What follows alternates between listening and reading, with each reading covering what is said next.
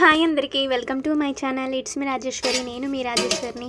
తెలంగాణలో మనకి స్పెషల్ అయిన బగారన్నం తలకాయ కూర ఎలా చేసుకోవాలో చూద్దామా. ముందుగా అయితే తలకాయ కూరని నీట్గా 2-3 టైమ్స్ వాటర్ పోసేసి బాగా వాష్ చేసుకోవాలి. ఇలా వాష్ చేసుకొని ఒక గిన్నెలో పక్కన పెట్టుకున్న తర్వాత పొయ్యి మీద అయితే మనం ఇప్పుడు నేను వాటిలోకి కావాల్సింది పుదీనా, కొత్తిమీర, ఆనియన్స్ అన్నీ పక్కన పెట్టుకోవాలి. టమాటోస్ కూడా కట్ చేసుకొని ఇప్పుడు పొయ్యి మీద ఒక కుక్కర్ పెట్టుకొని దానిలోకి తగినంత ఆయిల్ వేసుకొని ఇక్కడ లవంగ చెక్క కొంచెం స్పైసీనెస్కి మీరు వేసుకోవచ్చు. నేను పిల్లల కోసం కొంచెం తగ్గించాను.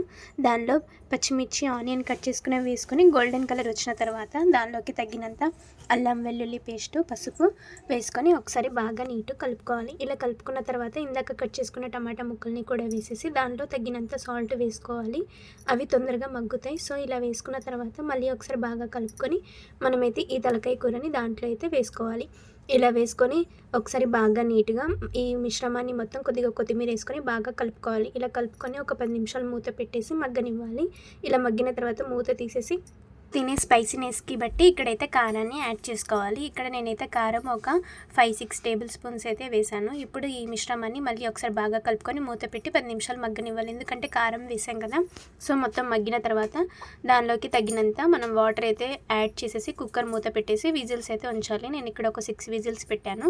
ఈ విధంగా విజిల్స్ అన్నీ అయిపోయాక మనకైతే కూర చక్కగా ఉడికిపోయింది. తలకాయ కూర దాంట్లోకి తగినంత కొత్తిమీర, తగినంత ధనియాల పొడి వేసుకొని ఒకసారి బాగా కలుపుకొని మనమైతే ఒక గిన్నెలోకి సర్వ్ చేసుకుంటే వేడివేడిగా తలకాయ కూర అయితే రెడీ. దీనిలోకి బగారా రైస్ ఎలా చేసుకోవాలో చూద్దాం. ముందుగా ఫ్రైడ్ ఆనియన్స్ కోసం ఆనియన్స్ అయితే సన్నగా కట్ చేసుకొని ఒక ప్లేట్లో అయితే పెట్టుకోవాలి. పొయ్యి మీద ఒక ప్యాన్ పెట్టి ఆయిల్ వేసుకొని మనమైతే ఆనియన్స్ వేసుకొని దానిలోకి గోల్డెన్ కలర్ తొందరగా రావాలంటే కొద్దిగా సాల్ట్ వేసుకుంటే ఇలా గోల్డెన్ కలర్ తొందరగా వస్తే ఒక ప్లేట్లోకి తీసి సర్వ్ చేసుకోవాలి.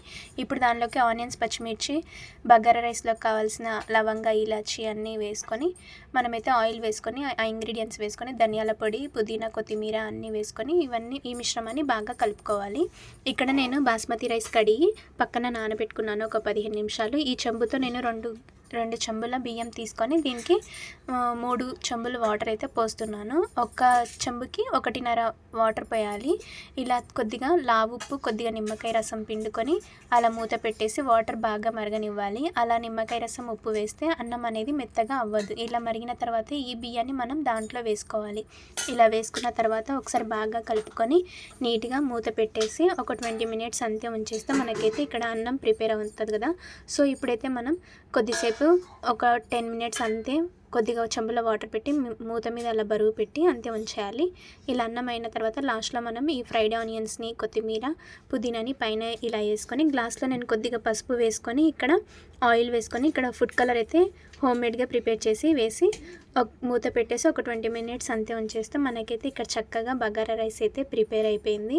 ఈరోజైతే సండే స్పెషల్గా ఇట్లా బగారా రైస్, తలకాయ కూర అయితే ప్రిపేర్ చేసుకున్నాం. మీరేం చేసుకున్నారో కామెంట్ చేయండి.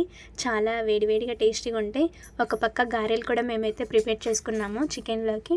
మీకు ఈ వీడియో నచ్చితే లైక్, షేర్, సబ్స్క్రైబ్ చేసుకోండి. Thank you for watching.